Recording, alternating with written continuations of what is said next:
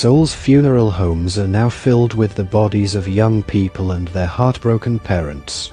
At the end of a long corridor, Mr. Sim and his wife sit crumpled on a small sofa, unable to lift their heads. Inside one of the rooms is the body of their son, 28-year-old James Sim. In the room next door is James' friend Yoon.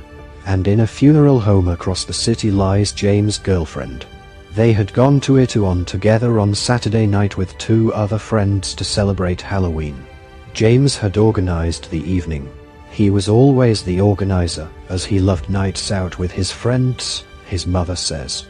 James was one of 155 people who died in the crowd crush as a narrow bar-lined alleyway became dangerously overcrowded. The first sign something had gone wrong came when his parents, like many others, awoke to find their son's bed empty. James' father got his friends to call him. The police answered. As they got caught in the deadly crush, 2 of the friends managed to claw their way through the crowd and up onto some railings at the edge of the alleyway.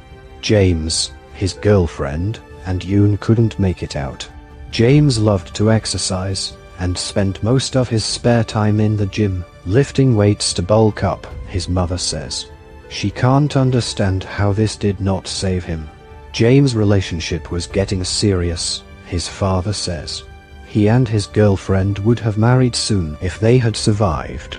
He worked as a plumber, a job he did diligently, but his passions were skiing and surfing.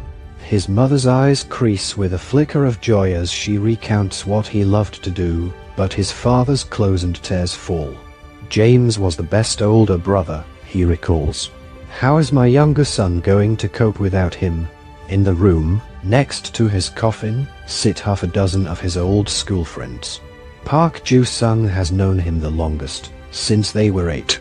I was such a shy child, Ju-sung says. James was my only friend. He invited me to everything and encouraged me to take up taekwondo with him. He helped me become more outgoing.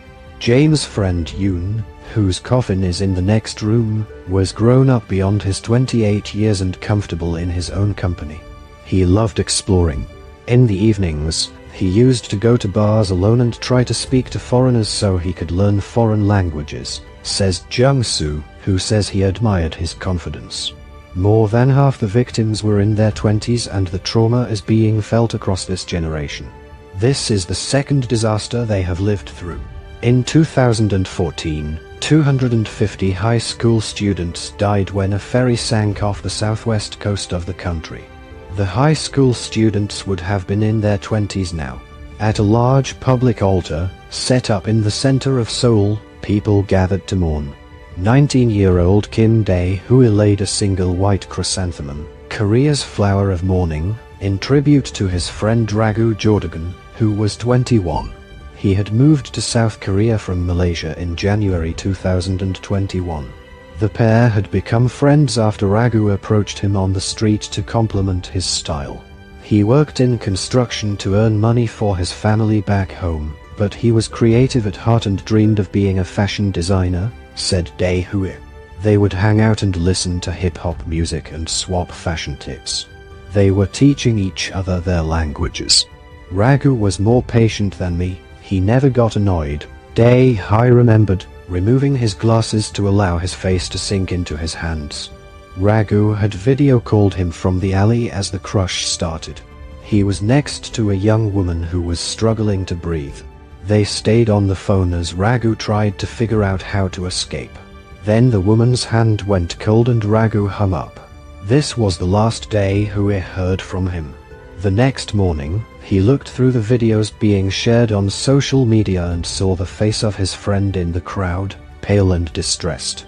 He convinced himself it wasn't Ragu, just someone similar looking. Then the police called.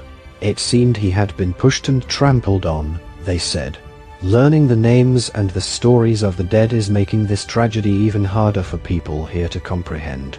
They need answers, putting authorities under increasing pressure to establish exactly what went wrong and who is accountable.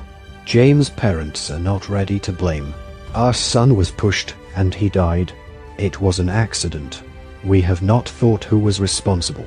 We cannot think. All we can do is cry.